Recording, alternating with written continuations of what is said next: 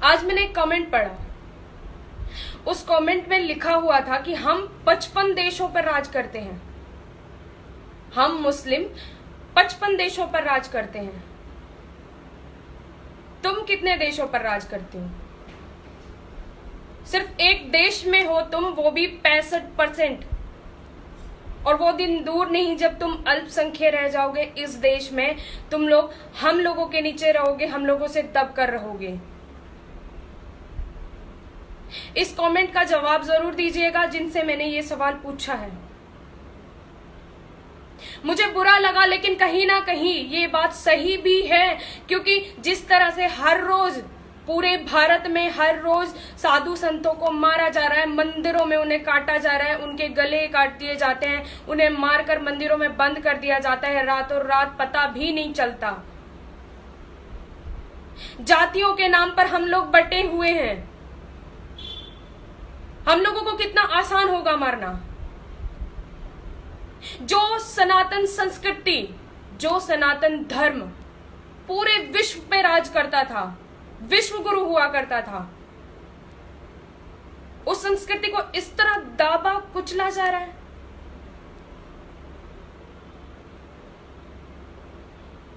उन महान संतों को मारा जा रहा है जो लोगों से कोई मतलब नहीं रखते, सिर्फ अपनी आस्था पे ध्यान रखते हैं, अपने भगवान के चरणों में रहते हैं, उन्हें किसी के पैसे से कोई मतलब नहीं है, उन्हें किसी की जेवर जायदाद से कोई मतलब नहीं है।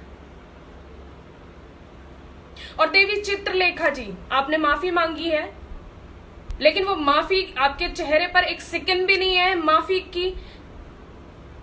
आपको एक बात का बुरा लग गया कि किसी ने आपको कह दिया कि आपकी शादी मुस्लिम से हुई है, आपने फट से कह दिया कि जो मेरे निजी जीवन के बारे में नहीं जानते वो ऐसी टिप्पणियां ना करें।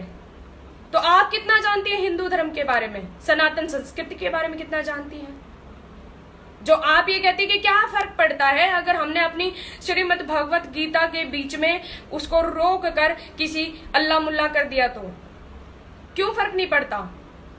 अगर हम श्रीमद् भगवत गीता के बीच में अल्लाह मुल्ला करने की आपको परमिशन देंगे तो आप किसी मुस्लिम की पत्नी हो, ऐसा भी हम कहेंगे।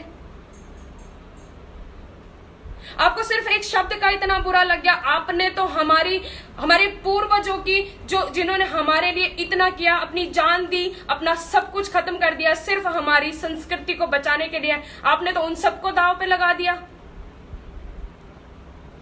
एक शब्द का आपको इतना बुरा लग गया। और जो लोग व्यासपीठ पर बैठते हैं, जो लोग सही हैं, जो लोग मानते हैं कि सनातन संस्कृति सबसे ऊपर है, सबसे महान है, हमारे ग्रंथ सबसे महान है, वो लोग क्यों नहीं बोल रहे इनके बारे में? जिस धर्म का खाते हो, जिस देश का खाते हो, उस देश में कुछ भी हो रहा तुम्हें कुछ नहीं फर्क पड़ता। जया किशोरी जैसे बहुत सारे लोग हैं, फौजी भाई मर जाते हैं कोई फर्क नहीं पड़ता। ये इतने सारे प्रवासी ये पैदल चल के जा रहे हैं, कोई फर्क नहीं पड़ता। अपने धर्म के बारे में बेफजूल की बातें की जा रही है, कोई फर्क नहीं पड़ता। क्यों? क्योंकि अगर आप लोग बोलोगे तो एक ही थाली के चट्टे बट्टे तो हो ही सब, बोलोगे तो तुम्हारी भी पोलें खुल जाएंगी, और अगर नहीं बोलोगे तो आप सबका बहिष्कार किया जाएगा।